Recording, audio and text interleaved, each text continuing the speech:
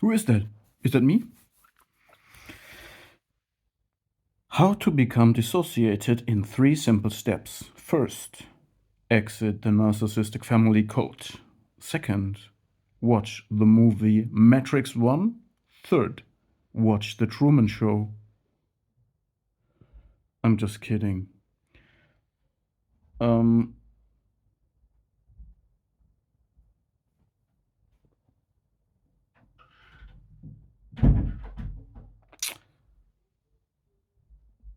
Facts first. I think on my channel, my channel is constantly changing. The world is constantly changing. Everything is in motion, in change, and it's hard to hold step. We also don't have to hold step with the developments in the world, in technology. I find it very interesting concept of Sam Wagner to say that technology is a reactionistic tool. So he links technology to reactionism. The political concept of reactionism, which is aimed to actually regress people, so bring them back to a state, back in time, an idealized state. So it's provocative, like Nietzsche's philosophy, to say that technology is counter-progressive in some way. Only science is really progressive, and it would be naive to see a link between science and technology that is putting them in the same state of progressiveness, because technology is reactionary. What is very true, definitely, is that technology reacts. It reacts to what we want from it, what we invest money. So we invest money in things that we want. And the people in power and that make the decisions about technologies are often highly narcissistic or psychopathic. And therefore, these tools are shaped by their hands in some way. Anyway. Yeah, and Nietzsche's philosophy is also very provocative when we think about that he is kind of revealing the psyche of the human beings and telling us that slave morality, that is the basis of today's societies and moral concepts, is actually also regressive and not life affirming. It shows that we are an animal that's instincts have been reversed. Our instincts are against ourselves. This shows death drive, by the way. So I would link this to Sabina Spielrein's concept of death drive, when the instincts are leading backwards to self-destructive behavior. And this is what Nietzsche calls resentment. And today, in today's world, technology is a tool to follow this death drive. Okay. So I think currently my channel goes into the direction of using Nietzsche's philosophy, which is a foundation for the psychology. So Nietzsche's philosophy and psychology is a foundation for Sigmund Freud's and Carl Gustav Jung's psychology, and for many other things, because Nietzsche was or is the most impactful psychologist and philosopher of the last 2000 years. So I think we will go into a direction where we will shed light on the symptoms of our sick society and how these circles work and how we can move out of these circles using Nietzsche's ideas. Um, I speak about revelations, epiphanies, understandings first. So, when we understand that hurt people, when we understand that cruelty is actually a sign for self-hate, so a person that is cruel is having a self-hate problem, and externalized self-hate is cruelty towards other people. And we need also to understand that sadism, which is connecting all the dark triad, dark tetrad, and dark pentagram personalities, which is subclinical psychopathy, subclinical narcissism, subclinical histrionic personality disorder, subclinical, do I have everything? No, what do I lack? Borderline and sadism itself. No, Machiavellistic personality disorder. These are the 5 anyway. This is linked all together by sadism. So again, narcissism, borderline, psychopathy. You remember the object relationships. The borderliner has only object constancy. The narcissist has only introject constancy. The psychopath has no constancy at all. And then we lack the 2 last missing ones, which is histrionic personality disorder and Machiavellianism, which is subclinical anyway. And these 5 are connected through sadism. Okay, anyway, the sadism is actually coming from resentment and death drive. Death drive is linked to a bad object introject, or simply a grandiose self coming from idealization. And all of these personality traits that result in being hurt, so a person is deeply hurt, is destroyed, is being pushed to the last desperate measure to create a grandiose false self.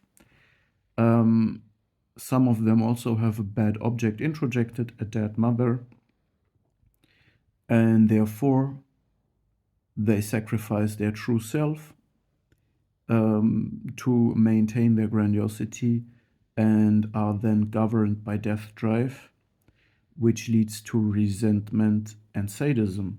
And sadism, Nietzsche already made the groundbreaking observation that it is a sign for weakness and slave morality. So what we see in today's world is that hurt people hurt people. We created concepts like equality and integration, acceptance, tolerance, empathy, humanity, identity politics, and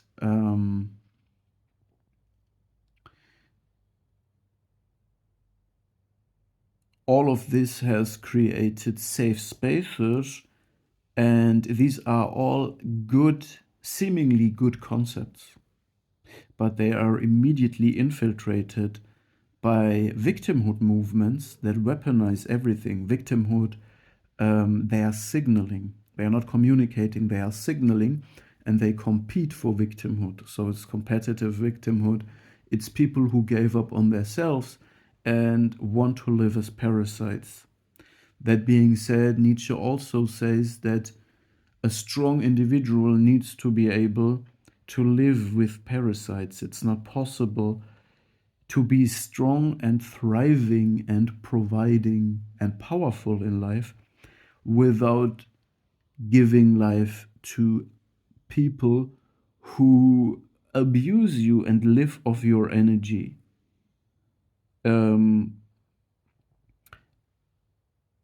So, in other words, when we affirm life, when we are not driven by death drive, when we are driven by life drive and libido, not destrudo, we attract and we will give life to parasitic people who are driven by death drive. We give them everything that is becoming their life content, and therefore they will hate us. And their death drive and their resentment will be increased if we integrate them, if we tolerate them, and if we give them unconditional love, because this is an attack to the grandiosity, because the one who gives a person something, they perceive everything in a hierarchy, so they see it as a contradiction to their grandiosity. So there is someone superior to them that provides them with everything. There is a person that is authentically powerful and grandiose, not in a false sense, real grandiose person. And this questions the grandiose false sense of self, and therefore the resentment grows. In other words, these are people that bite the hand that feeds them. And this shows that our today's societies and ideas that are very good, like identity politics and all these social ideas of equality, these are good ideas, but they are weaponized. And through competitive victimhood, the worst of the worst occupy the important positions that should be occupied by real victims that want to leave the victim state behind and who want to affirm life and contribute to societies. But we have a society that is largely infected by parasites, and we have a reversal.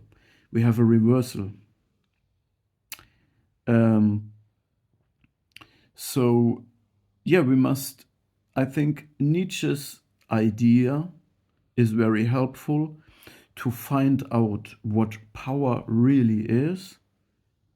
And I will make a provocative statement. If you made it to 12 minutes 30 where we are now, I will now make my provocative statement that will show you where we might go on this channel in the next few videos.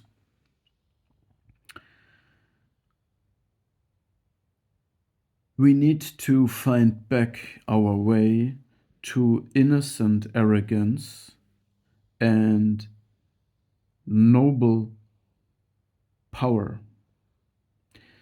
These traits are free of resentment and sadism and cruelty. This is self-love. I repeat, innocent arrogance combined with noble power is self-love, free of death drive, resentment, revenge philosophy, sadism, and cruelty. I know that the word arrogance is very negatively connotated, but this is because morality has been shifted and molded. There was a time when this arrogance was actually the description for self-love and real grandiosity. When I say real grandiosity, I mean a person that is living free and with a lot of self-confidence that is rooted in reality and is also validated by the social environment. Not a parasite, not a hateful, competitive, highly competitive person. A brother's keeper has been called arrogant, but in a positive way. This has been shifted. And we need to understand that this is the goal. This is the only way to live for yourself without having the goal to devalue or torture other people, because this would be cruelty and sadism. We have to step on somebody's toes in life. Therefore, we need a certain degree of arrogance. And when we live, when we breathe, when we express ourselves, this will be perceived as attack on weaker people. And they will start to try to switch the power dynamic by using strategies driven by death drive, resentment, manipulation, sadism, and cruelty. And Nietzsche gave us the tools to understand this and reestablish our inherited, innocent, natural state and place in the hierarchy. The only place where the hierarchy is inversed is in the narcissistic, grandiose fantasy space. In reality, it is not and has never been questioned. The narcissist actually validates our innocent arrogance, true grandiosity, and noble execution of power, our life drive, by targeting us, devaluing us,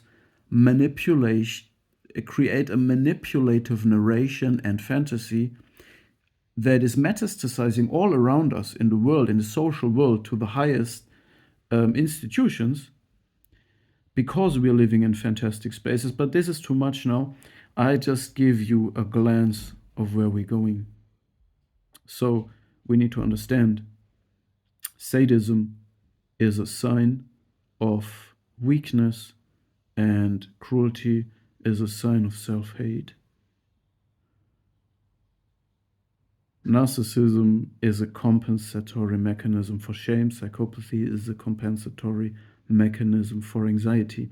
So all these things that signal the loudest, that are very dominant in today's society, are driven by death drive and lead to chaos and destruction. It's time for the noble, powerful, innocently arrogant, living people that don't participate in the all-pervasive, malignant fantasy of the covert, narcissistic, grin person that is teaming up with a high-functioning, psychopathic cat person. For reference, there is a Sam Vaknin video where you can find these theories. If you want to know about it, let me know in the comments. To give you an example, in the real world, P. Diddy was a cat person, a person in the background. To read about this concept, you need to subscribe and see in my community section the post about the cat person and the grin person. A grin person would be the artists he works with who have the charisma to win the masses. Puff Daddy tried this also, and he always failed. He is a psychopath that is goal-oriented and highly skilled in forming a narrative and have long-term goals, while he needs grin persons. He needs narcissists that have an all-pervasive fantasy of grandiosity that fools everybody in the room around them. These teams are unstoppable and very dangerous. And they are stoppable, as we see on Puff Daddy, but it takes a lot of evidence to bring down a person that is so skilled at shaping narratives. Stay blessed and be ready for the course we will take on this channel, as with the foundation of Nietzsche's philosophy.